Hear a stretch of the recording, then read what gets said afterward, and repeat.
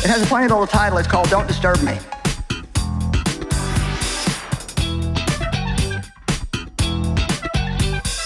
Joyce Meyer is preaching. Joyce Meyer is a woman. You might be thinking, well, what in the world is that about? Well, I think a large majority of people in the world today, that's just their attitude. I'm busy, I'm going somewhere, I've got my plan. What is that necklace? Now, we stay in a lot of hotels, and in hotels, they always leave us one of these to put on our door. But today, people are wearing them on their bodies. And you're like, are you coming here and just being fed? And you love that. You love for somebody else to do all the work and dig out all the messages and just feed you all the good stuff, but... She bashes churchgoers a lot in this message. Every time she does this, she gets a sin. What are you doing with it?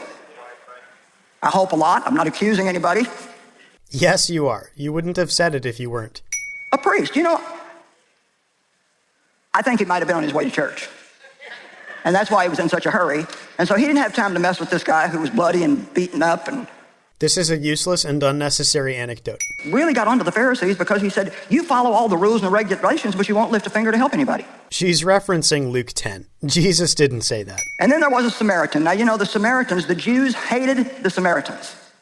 It's kind of interesting to me because a lot of times real religious people actually hate the people that are out doing something to make a difference in the world. This is not what the parable of the Good Samaritan is about. I've had more judgment and criticism from people that are doing nothing. Like this? Wait. I mean, just because they're hypocrites doesn't mean they're wrong.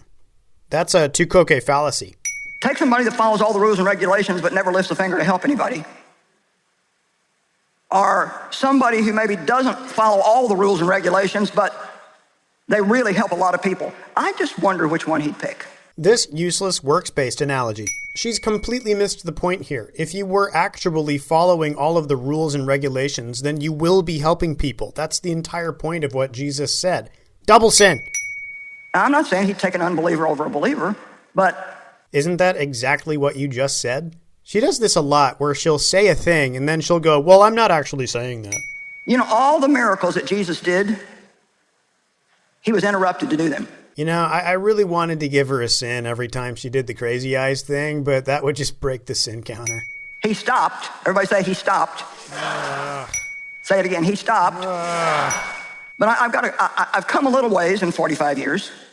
Give it another 45 years. Maybe she'll finally read 1 Timothy and stop preaching. 4 or 5 years ago, I was in Utah and I stopped at a Starbucks. Yes, I'm sinning Starbucks. Shut up. A pour over. I'm like a coffee snob. It's got to be a certain way or I don't want it.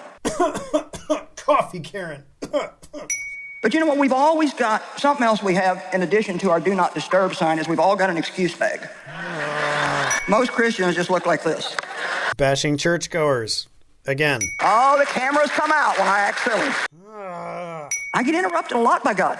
Maybe not enough. How many hours a day do you spend on social media listening to all the gossip and the stupidity that people spurt out about stuff they don't even know anything about? I think I'm doing it right now. I don't sell diet pills. I'm preaching the gospel.